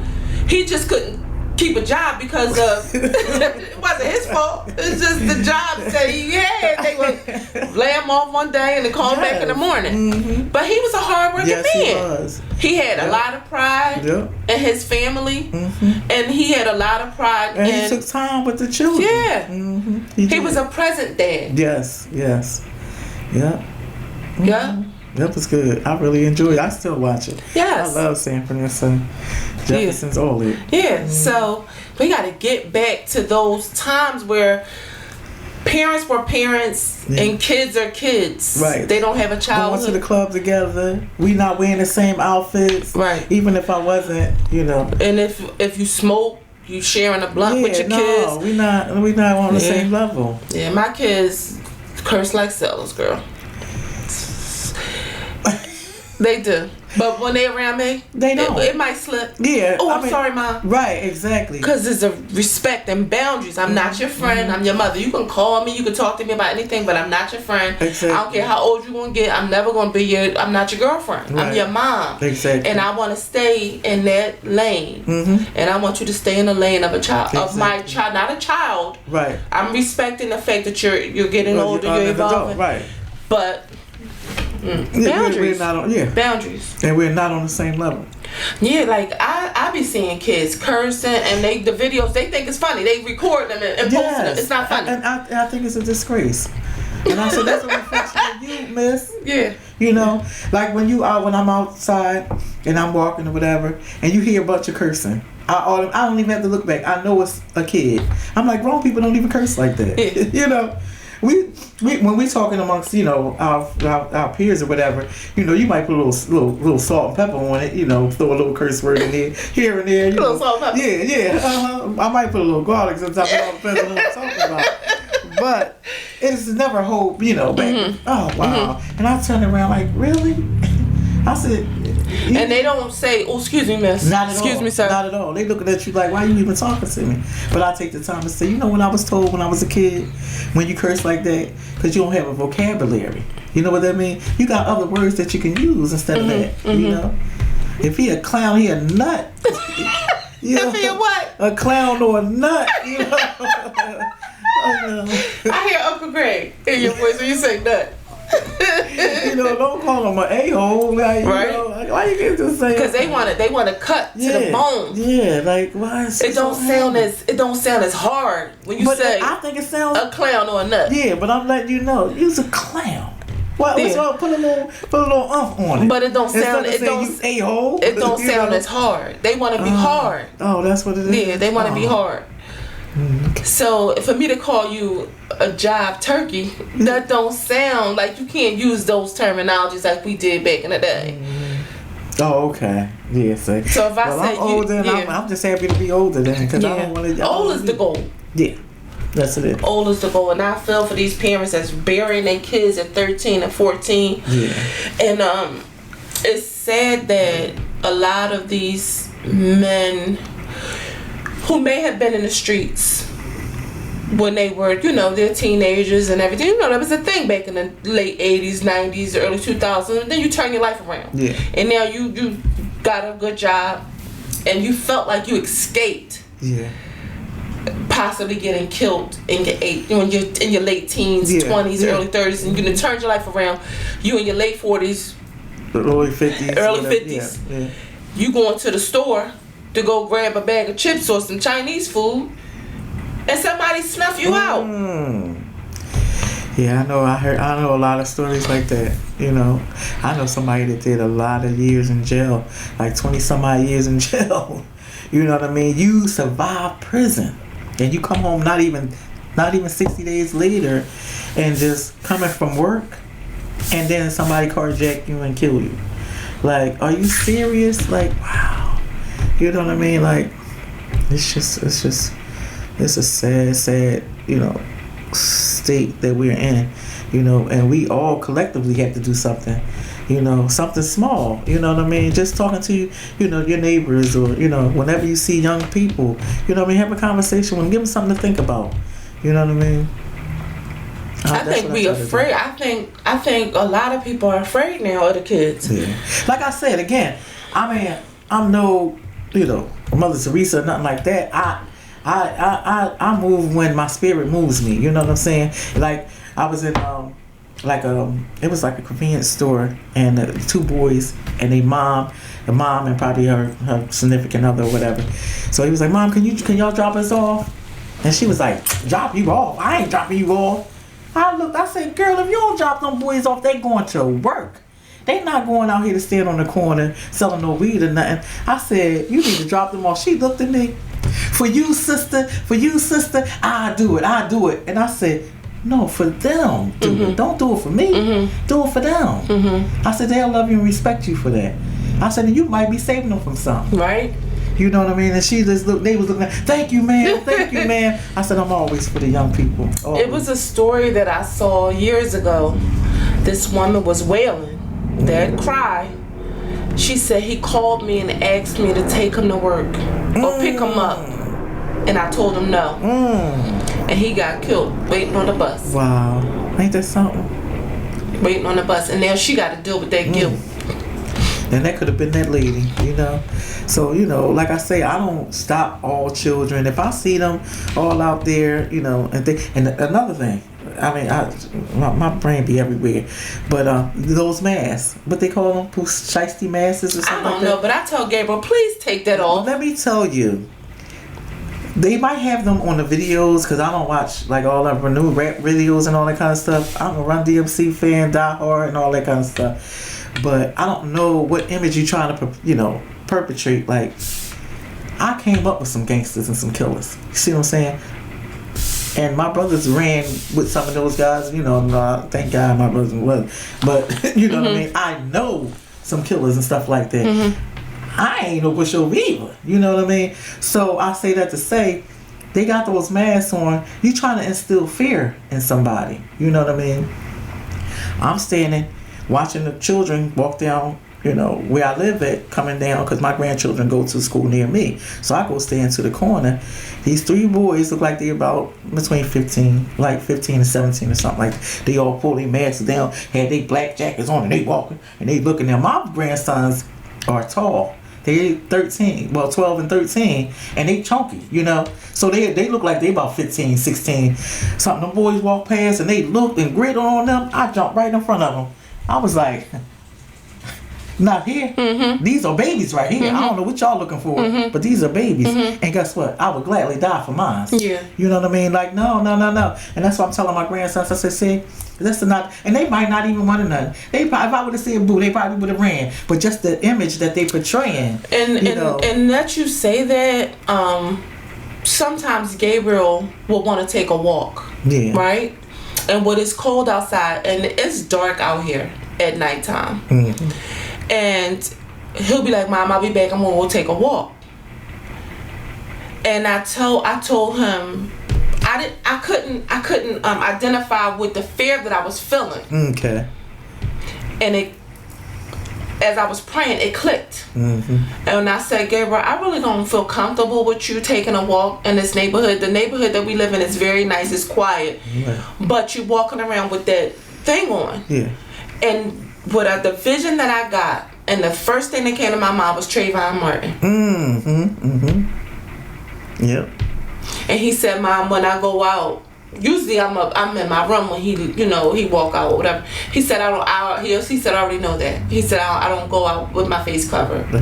Yeah, you can't these days, like, I got so many scenarios. I went to take my grandson back to school one time, and I'm telling the vice principal that was standing there. So the young fellow came in and had the mask. Like when he got to the door, he pulled it down, the black thing. Your face. And then it's scary. I said, wait a minute. I said, excuse me. I said, and another thing. I said, he's coming to school. I said, so why don't you make them take them off and put on the surgical mask? Let them get a whole nother mind frame. You're coming to school. You're not out there on the corner with your homies. Right. You're not going to do no video or rob nobody. A lot of schools banned those stuff. No, he's talking about something. As long as they here, man, we don't even care. I said, but you want to change their mindset when they get there. Allow them to know they're in school. You know what I mean? Like you put on your uniform to go to work because you want to have that mind frame that you're at work, whatever your uniform is. Right. I said, and that's what I think these children need. You got a good point there. I know I do. I'm like, well, my grandson's like, please don't. Please don't. Put on the mask, the little surgical mask. Right. I said, because you want somebody to know who you are. Set you apart from. And the thing is, those masks were created for specific reasons. I know that when you're doing those driving those fast cars, they put those on under the helmet. Right. The shield the air or debris the or thugs. Yeah, you took it on for something else. Took it and changed it and made it a part of their outfit. Yeah. And now it's I mean, for some people, I'm sure that it is warm in the wintertime because it's better than having on a hat, a scarf, and earmuffs or whatever. So now you just got this one piece thing. Right. It's convenient. Yeah. But it's also used stereotypes. Yeah. That you come in, and especially, I know, I'm going to be honest. If I'm in a store and I see somebody with that on, I'm a little intimidated. Because they may be coming in to just get something, get something and walk out. Right. But then the days that we're living in, the first thought that comes to your mind, the days that we're living in now, But I don't want that image. I don't want that feeling. I don't want that feeling. I want to be able to go to the store and just get what I gotta get and not. Right. I don't want to be on alert. Watch it, Your head gotta be on a swivel. Yeah. It gotta be on a swivel. And you have to. I have to pray. I pray before I leave the home. Before when I get back, allow me to go handle my business, do what I need to do, and get back. You know who these young guys need to listen to? Jadakiss. Just listen to a conversation that he shares. I was listening to. He was on a podcast today. And I was listening to him, and he said that the interviewer asked him what advice can he give these young cats that's coming up in the game now. He said the first thing they need to do is pray. Before anything else, they need to pray. He said a lot of them not doing it. A lot of them wasn't taught that. And then he also made a point to say that the radio stations and the record producers need to be held accountable for what goes out in the air. True. These guys get into a beef on the street with somebody, and they're allowed to make a record and put it out there. So now you putting out there in the universe, crime. How you conflict resolution. This is how you resolve a crime. This is how you resolve a conflict. Right. And so now you done put something out there and got everybody looking at me like I'm gonna be a chump or a punk or whatever. Right. And then they're capitalizing off of it financially. Exactly.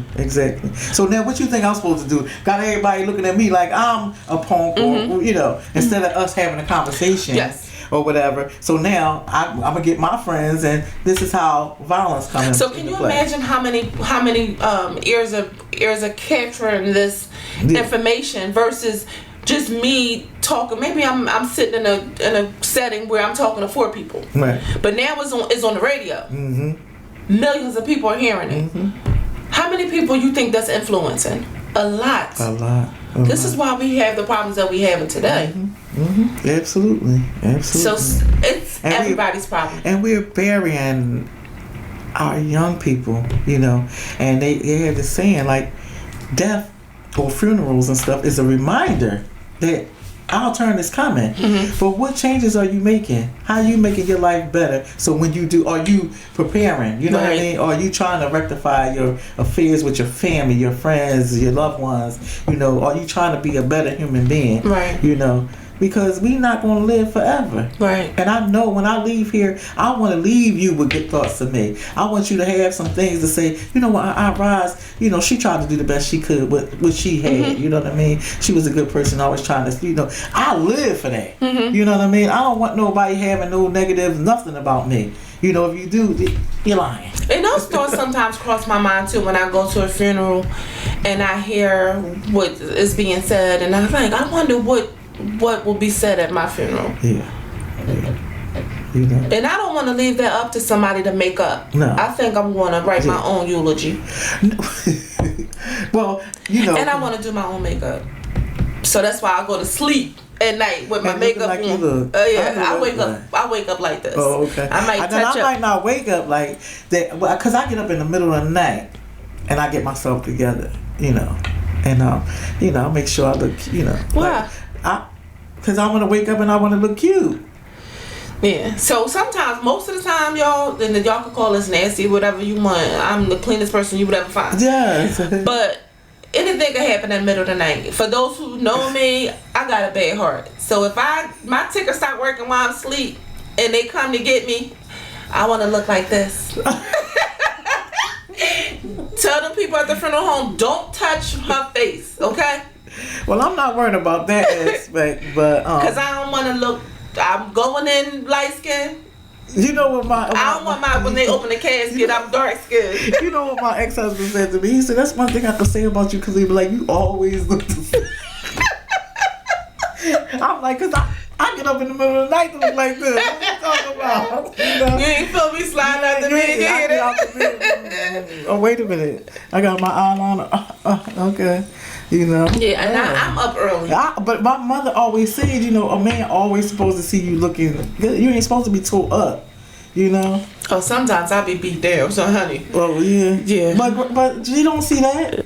Sometimes he better. Oh, no. Yeah. Not for me. He loved me anyway. Listen, that's all true and fine, but I might get some jokes. I might get like, who uncle is this? Like, but he loves me anyway. But that's just me. But I get up early. So those days that I'm off for the weekends, I'm in the supermarket at 6 o'clock in the morning. Well, see, see again. Like, I'm a breast cancer survivor, right? So I don't have eyebrows. So I have to put my face on before I talk to my Lord. I'm like, my Lord ain't gonna recognize me if I go in there like, you know, I'm talking to him, I ain't got no eyebrows on. I gotta get that right. So I feel like I gotta, you know, I gotta be cute, you know. Don't talk to my You Lord, always look the same. I mean, you still look the same from when we was kids. That's so, you know, that's weird, right? Yeah. But this was a good conversation. Yes, listen. I was excited when I found out that you was coming. I was like, yes, we ain't gonna need no script. We ain't gonna need nothing, because we just always have a good time with each other. Always, because we vibe. You know, we got the same energy. We like, you know, we want. Still Sagittarius. I don't get into all that sign stuff because it may not. It has a lot to do with who we are, our characteristics, around the time of the year that we were born. I believe that, but I'm saying as far as like. Who named it Sagittarius? Like, who named it, all that kind of stuff? Like, I'm gonna do some research. I'm gonna find it out. But because I do know. Tune into the next episode as the world turns. Like, no, just look. But I'm gonna. You know, I always like to read on certain things. We were born in the same month. Yeah, 2 days apart. Right. You know, and our family dynamics are. You know, you the baby. Yes. You the baby, right? Yes. And I'm the baby of my family, so maybe that just has a lot to do with it. You know what I mean? And then you know. I got 2 kids, 2 boys, 2 girls. You got 2 boys, 2 girls. Right. Yeah. And we love real hard. Yes. You know, and yes, give you the shirt off our back. Yeah. And we give more than we receive, and we okay with that. I ain't okay with it. I'm starting to. Yeah, I'm starting to be more selfish with my time. You know, and I'm starting to be more boisterous about my hurt that people oppose on me. Okay. Before I would take it and just internalize the pain that people put on me. Okay. But now I'm starting to express it. Like, you hurt me. Yeah. And I didn't deserve it. Exactly. Okay. Oh, yeah. Well, see, some things we don't, because you know me. Yeah, I'll let you. you'll let you know. You're more boisterous than me, though. But and then I'm a few years older than you as well, and and I always had a leadership role in my family too. You know what I mean? But you too though. You had. What you mean? And your immediate family, or your just as siblings? Really? I'm talking about overseeing them, and like when things would happen with them and their children and stuff like that, they would always bring them to me, and I oversee. You know what I'm saying? Like everybody at some point in time. Everybody, children, stayed with me at some point in time, except for Maxine and your father. Butch and Maxine was the only two, siblings of mine that children didn't live with me at some point in time. So it's like I had to take that leadership role, and so I had to let people know, you can't walk all over me. I'm kind and generous. It's because I choose to be that way, And then some people you have to teach how to treat you. You're not going to walk over me because I'm nice and I'm kind, I'm just that way. God made me this way. I know sometimes I'll be feeling like I'm tired of people walking over me. And then I say, like, I wish I could be mean and nasty. No. But then I say, that's not who God made me to be. Exactly. I'm going to let him handle and choose. No, and I'm going to let him handle them. Exactly. Because that's not who he made me to be. Who you be good to. I'm not going to be good to somebody that's going to be mean to me. Yeah, I'm learning to match energies. Yeah. You can't help everybody, and I had to learn that. You can't help everybody. Everybody got a sad song because we a sucker for a sad story. You know what I mean?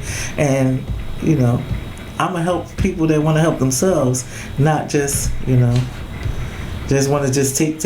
Yeah. So, yeah. Wow, this was a good conversation. I can't wait to have you back again. Yeah, we got to do this. We're going to go get something to eat. Yeah. Have y'all noticed that I'm always closing out these episodes talking about what I'm going to eat? Last week it was a cheesesteak. Well, really? And this week is this week we're going to go get some stuffed mushrooms. I got all this food, but we're going to go get some stuffed mushrooms. And it's nice to just have somebody just sit and take care of you. And then we can continue this conversation over some food. And you got to have me back soon. I'm definitely going to have you back. Yes. I'm definitely going to have you back because I'm on my own schedule. Yes. That's the blessing of having adult kids. You ain't got to be worrying. You could just get up and just go. Yeah. You can get up and go. And I love having you here. These topics that we shared that was unscripted, it was from our hearts. Yes. Somebody needs to hear it, and you can share it with someone. And we share the same sentiment. We're going to close out with love, laughter, and living our life. Yeah. So until next time, I thank you, Auntie, for showing up. And be nice to the children that have good energy. Yes. Also, I wanted you to share with your business that you have. What, my crochet? Yes, the hats or whatever you do. Okay. I want you to share it. The hats? I'm sorry. We was selling them, so we sold out the product before we got here. But she's going to share her Instagram with you. Check her page out. Listen, those hands. They may be little, but she can go.